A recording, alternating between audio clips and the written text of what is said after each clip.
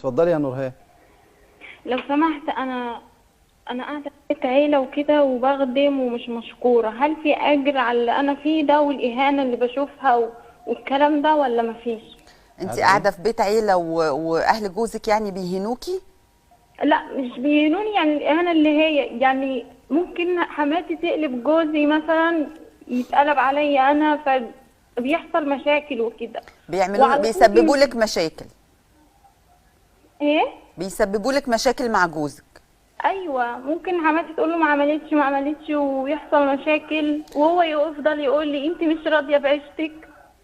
هو بقى لما بيحصل مشاكل انت مثلا بتدافعي عن نفسك او تقولي له انا ما عملتش كده او مش قصدي كده، هو يرد ايوه عليكي؟ طبعا بدافع عن نفسي يقول وكل لك ايه حاجه. بقى؟ رده بيبقى ايه؟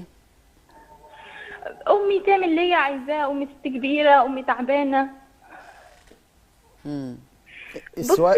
هو انا متضايقه خالص، وفي دي هو لو في ليه بيقول لو لك في انت؟ دعاء طيب الشيخ ممكن يقوله لي، ماشي، ما عشان انا تعيطيش يا في حبيبه مشاكل قلبي. على طول وكل شويه بروح لاني. انت متجوزه بقالك قد ايه؟ شكلها صغير. 4 سنين. 4 سنين وخلفتي طبعا؟ ايوه طبعا، معايا ولو بنت. اه. انت عندك كام سنه يا نورهان؟ هو كان كويس في الاول، بس مش يعني عارفه ده ايه كام اللي سنه؟ قلبه يعني. ومن ناحيه شكلها تانية صغيره كل جدا. شويه يقول لي انت مش راضيه بعيشتك، انت لا مش شيء. بيقول لها راضيه. انت مش راضيه بعيشتك. انت عندك كام سنه؟ انا عندي 24. وهو؟ هو 27. انت حاسه يعني ان ما بقاش في بينكم ود وحب وكده مش زي الاول يعني. من كتر المشاكل؟ ما مش زي الاول. هل في اجر طبعا اللي انا بشوفه ده؟ ماشي، الشيخ هيكلمك عن الاجر، لكن انت برضو حاولي انك انت تعيشي مبسوطه. يعني مش معقول هتعيشي وانت لسه عندك 24 سنه في اول حياتك، هتعيشي بقى السنين اللي جايه دي كلها في نكد يعني؟ ها؟ لازم بصي، هو احنا تفكري يومين ازاي تحلي حلوين، الوضع اللي انت فيه. ولما اقول له مثلا عايزه اقعد لوحدي مش بيرضى. مش عايزه بيرضى؟ اقول مش مش بيرضى بيرضى. عشان هو ما عندوش مقدره ان هو يأجر بره مثلا او يجيب بيت بره؟ لا، احنا ساكنين في شقه فوق البيت العيلي.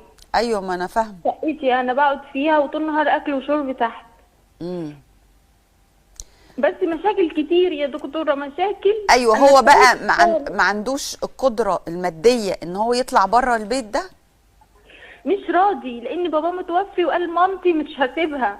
وهو هو ابن الوحيد؟ ايوه. هو الابن الوحيد؟ ايوه. طب وانت ما حاولتيش تعملي علاقه كويسه بينك وبين مامته؟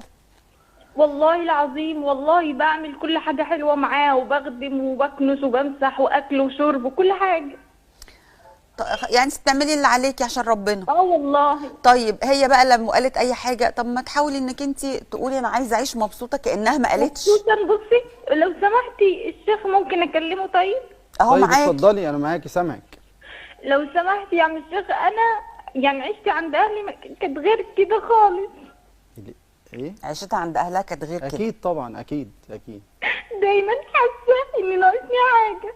طب يا نورهان بالراحه، ما تعيطيش، بس ما تعيطيش. ما تعيطيش يا نورهان. اتكلمي ومن غير بكاء يعني. بالله عليك ممكن تدعي لي يعني دعوه بصلاح الحال وربنا يهديك. نسال الله عز وجل ان يصلح حالك وان يفرج عنك يا رب، وان يكشف عنك الكرب. بصي يا اللهم آمين نورهان يا رب. حبيبه قلبي، الشيخ هيدعي لك ويكمل لك دعاء، بس الدعاء هو مش الحل. يعني هو هيدعي لك، بس احنا لازم ناخد بالاسباب ونتوكل على الله وندعي. لكن هندعي بس واحنا عايشين في نكد؟ هنفضل ولو في رحت نكد. ايه غضبانه الحل؟ يفضلوا يقطموا فيا ويقولوا لي انت اللي رضيتي، وانت اللي اصريتي. مش بنقول لك روحي اغضبي عند اهلك، احنا بنقول لك انك انت لسه صغيره حبيبه قلبي وفي اول حياتك، حاولي انك انت تخلي حياتك انا حلوه. حاسه ان بقيت اكبر من سني. ايوه عشتي طبعا حاجات اكبر من سنك، ما هو غلط الجواز بدري اصلا، بس غلط. لو سمحتي بصي يا عم الشيخ، انا مثلا لو في غلطه زمان عملتها دايما حاسه ان ربنا بيعاقبني مثلا عشان الغلطه دي، بس والله انا يعني استغفرت كتير بصي يا وصليت نورهان، والله. يعني يبدو ان في قسوه عليكي وفي ضغط عليكي وانت مضغوطه نفسيا، فبلاش غلطه يعني الحب يعني والحاجات بتاعت زمان دي. طيب يعني عفى الله عما سلف يعني. نسأل الله أن يتوب علينا وعليكم. ممكن يكون اللي انا فيه ده بسبب كده مثلا. انسي اللي فات يا نورهان، وما تقعديش بصي يا تعاقبي في نورهان، نفسك يا حبيبه قلبي. انا هقول- دايما في حالة ندم واقول يمكن ربنا بيعاقبني. ما تقعديش تجيبي بقى من الماضي وتعيشي في اكتئاب يا حبيبه قلبي. حاضر يا نورهان، حاضر. اسمعي الشيخ يا حبيبتي، وربنا يصلح لك الحال ويهديهم لك يا رب، وتعيشي سعيده كده ان شاء الله، ربنا يفرح قلبك. أول اسمعي حاجة الشيخ. أول حاجة يا نورهان، أولا أنا بوجه رسالة لكل الآباء وكل الأمهات. بلاش لما بنتنا تنكسر أو يحصل عندها مشكلة وهي اللي اختارت الاختيار ده نبدأ نعنفها ونبدأ نزيد في الأسى، نقول لها ما أنت اللي اخترتي وأنت سبب الاختيار.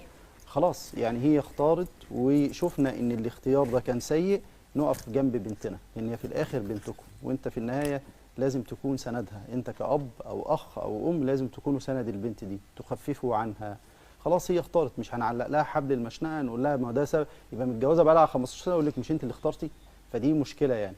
الحاجه الثانيه اللي هو يا نورهان، انت يعني في قسوه عليكي، اتحطيتي في دايره في ضغط نفسي عليكي شديد جدا، لكن في اجر على اللي انت بيحصل لك ده لا شك. اولا من شيم الصالحين كانوا بيقولوا كده: الصبر على الاذى. الصبر على الاذى، يصبرون من الناس على الاذى، يصبروا عليه كده من الاذى اللي بيقدر. ولذلك رب العالمين يقول: وتواصوا بالحق وتواصوا بالصبر. دول صفات مين؟ الله عز وجل يقول: ان الانسان لفي خسر، كل الانسان بقى، لكن ربنا بيستثني هنا فبيقول ايه؟ إلا الذين آمنوا وعملوا الصالحات، من ضمن الصفات بتاعتهم وتواصوا بالحق وتواصوا بالصبر. الحاجة الثانية الله عز وجل يقول: إنما يوفى الصابرون أجرهم بغير حساب. طب أنا عايشة حالة الكرب دي، لازم يعني اتكلمي مع أهلك، اقعدي معاهم، فضفضي معاهم، كلمي مع زوجك، قولي له أنت أنا في النهاية هختصمك بين يدي الله تعالى. طيب أنا أعمل إيه بقى؟ أنا عاوز أخد بالأسباب المعنوية، فأنا باخد بالدعاء بالاستغفار، فربنا يجعل لك من كل هم فرجا ومن كل ضيق مخرجا. الدعاء، دعاء الكرب يا نورهان 3-4 كلمات بسيطة جدا: الله ربي لا أشرك به شيئا. قوليها كده، كرري ده بنية إن ربنا يفرج عنك الهم. قولي: لا إله إلا أنت سبحانك إني كنت من الظالمين. أكثري من الدعاء ده بنية إن ربنا يفرج عنك إن شاء الله، وربنا سيفرج عنك. يبقى أنا عندي حاجتين اتنين: لا إله إلا أنت سبحانك إني كنت من الظالمين. الدعاء الثاني: الله ربي لا أشرك به شيئا. لا حول ولا قوة إلا بالله.